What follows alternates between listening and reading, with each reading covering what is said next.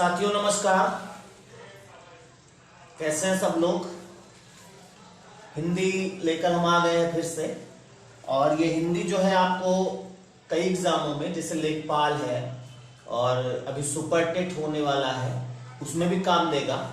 साहित्य से जो भी सवाल आएंगे, प्रयास है कि आपके सवाल हो जाएंगे और एक दो रचनाएं जरूर पूछ ली जाती हैं, तो इसको बहुत सावधानी से आप पढ़िएगा और हो सके तो एक जगह कॉपी में नोट्स भी बनाते रहिएगा और वीडियो को शेयर भी कर दीजिए, लोगों में लाइक तो कर ही दीजिएगा, बार बार कहना पड़ता है।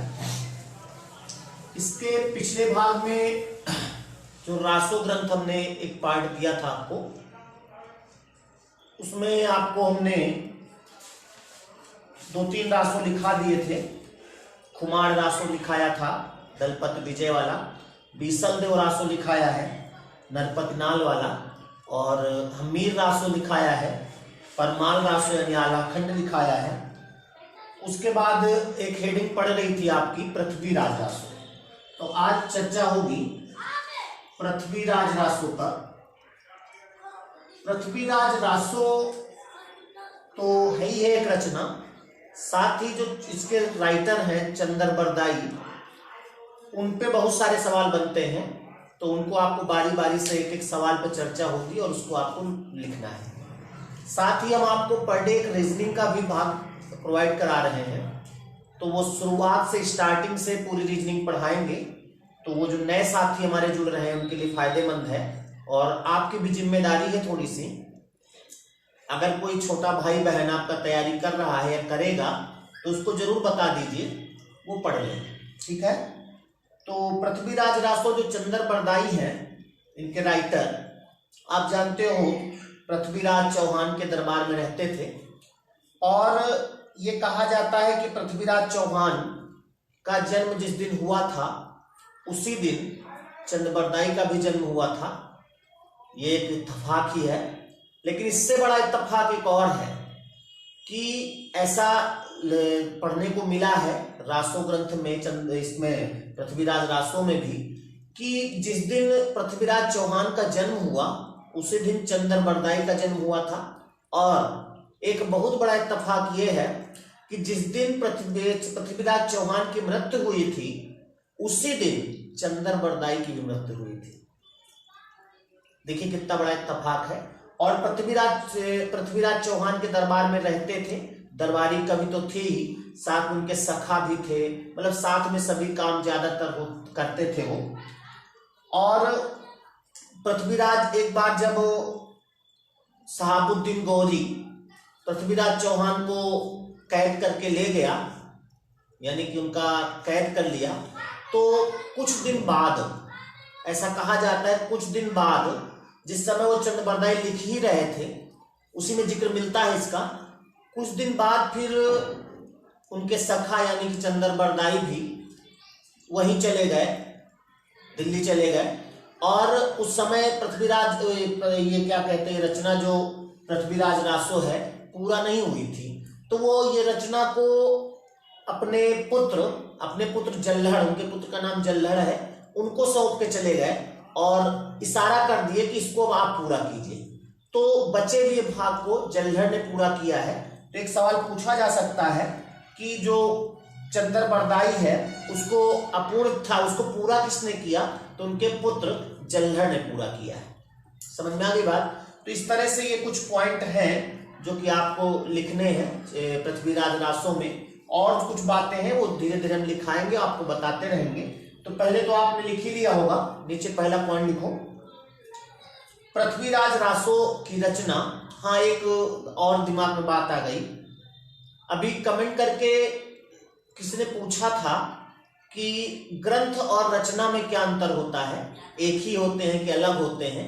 शायद विनीत सोनकर या कोई उनका कमेंट था, हमने देखा था।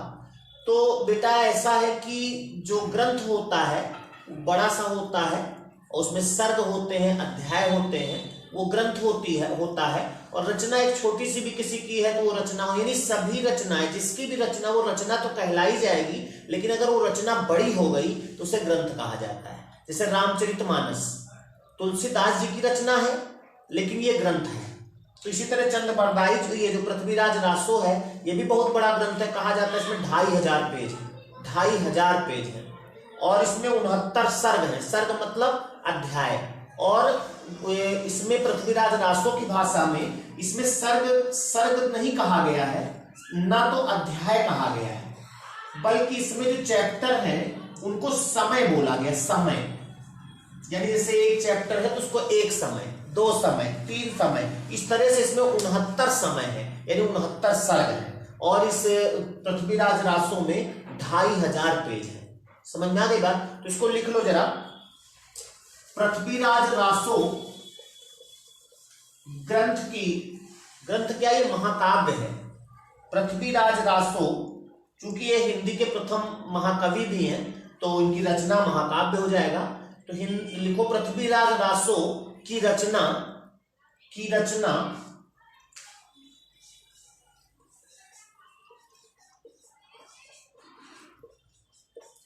चंद्रबरदाई ने की है। चंद्रबरदाई ने की है।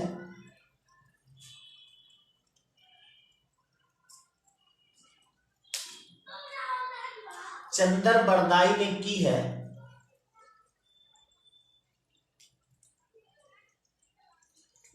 अगली लाइन से, पृथ्वीराज रासो हिंदी का प्रथम महाकाव्य है।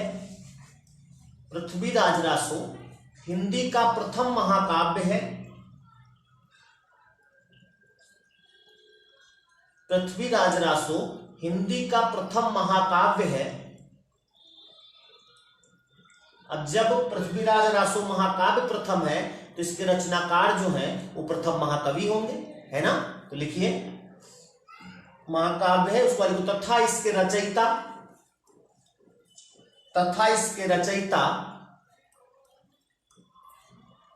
चंद्रबरदाई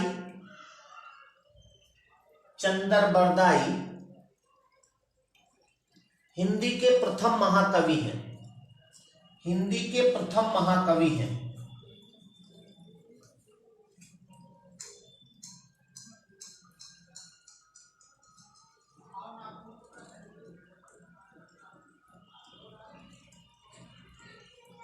अगली लाइन से, चंद्रबरदाई का जन्म लाहौर में हुआ था। चंद्रबरदाई का जन्म लाहौर में हुआ था।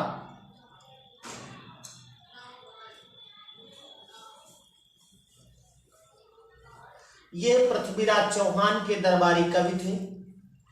ये पृथ्वीराज चौहान के दरबार में रहते थे। ये पृथ्वीराज चौहान के दरबार में रहते थे।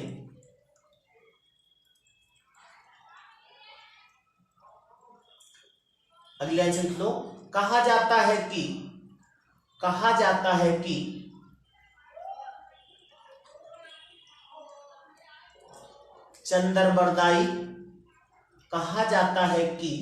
चंद्रबरदाई और पृथ्वीराज रासो चंद्रबरदाई और पृथ्वीराज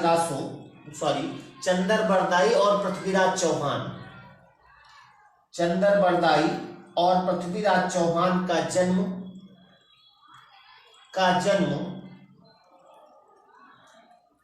एक ही दिन हुआ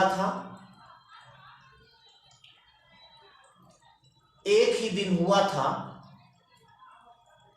तथा दोनों मतलब चंद्रबरदाई और पृथ्वीराज चौहान, तथा दोनों एक ही दिन, तथा दोनों ने, ऐसे लिखो, तथा दोनों ने एक ही दिन इस संसार को छोड़ा था।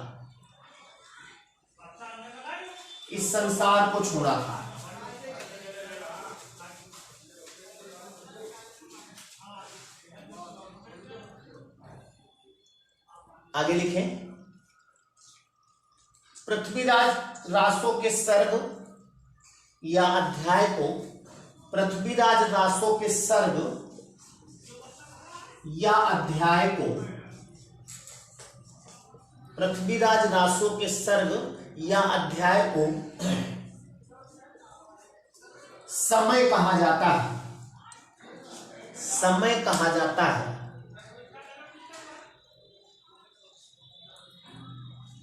समय कहा जाता है।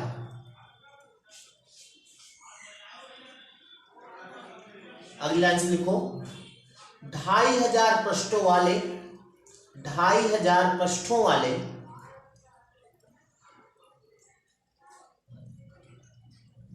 2500 पृष्ठों वाले इस महाकाव्य में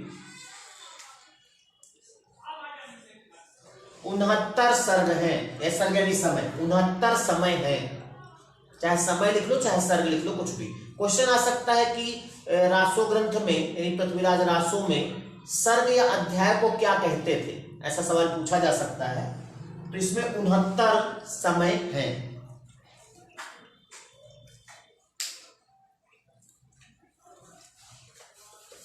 मिटा दें।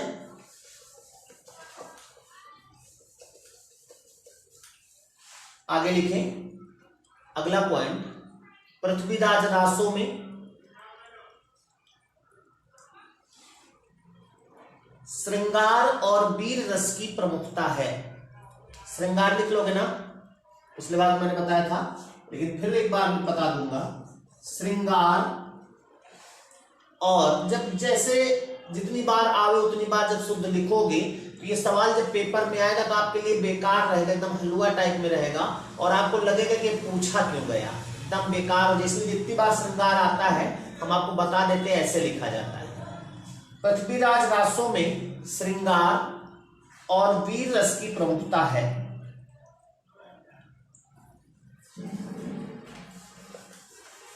श्रृंगार और वीर रस की प्रमुखता है। आगे लिखें, पृथ्वीराज रासो की भाषा, पृथ्वीराज रासो की भाषा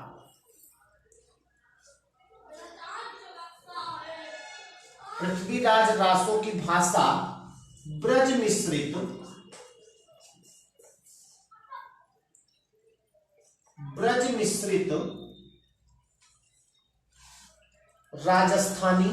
राजस्थानी भाषा है, इसमें ब्रज भाषा मिश्रित है। ब्रज मिश्रित राजस्थानी या डिंगल, इसको डिंगल कहते हैं। ब्रज मिश्रित राजस्थानी या डिंगल है, यानी कौन सी भाषा है इसमें? डिंगल।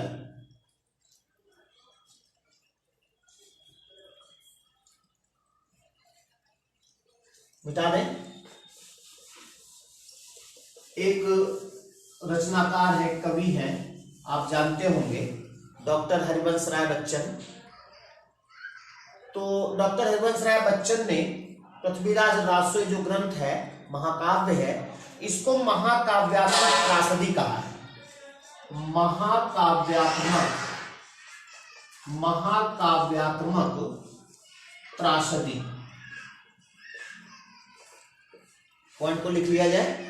देखो, डॉक्टर हरिवंश राय बच्चन ने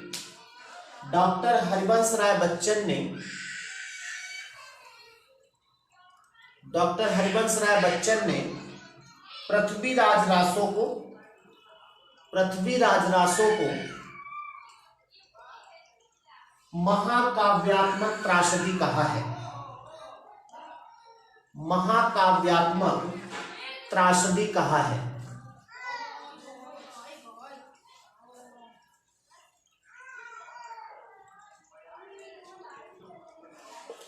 तो ये कुछ पृथ्वीराज रासो से सवाल थे जो हमने लिखा दिया। और इसी तरह के नाम का एक और रचना मिलती है, पृथ्वीराज विजय। शायद इसको नहीं जानते होंगे किसने लिखा है। पृथ्वीराज विजय किसने लिखा है? कोई जानता हो तो कमेंट करें। पृथ्वीराज विजय जो है जयानक ने लिखा। जयानक ने लिखा है। तो इस पॉइंट को लिख लें आप, एक पॉइंट लिख लो। पृथ्वीराज की राजसभा के कश्मीरी कवि पृथ्वीराज चौहान की राजसभा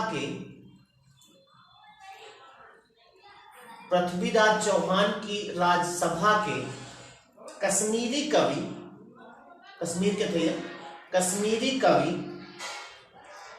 जयानक ने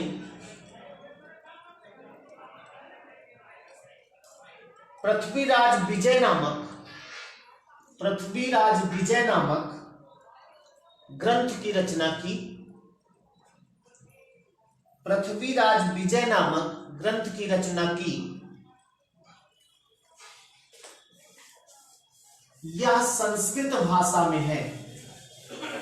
यह संस्कृत भाषा में है।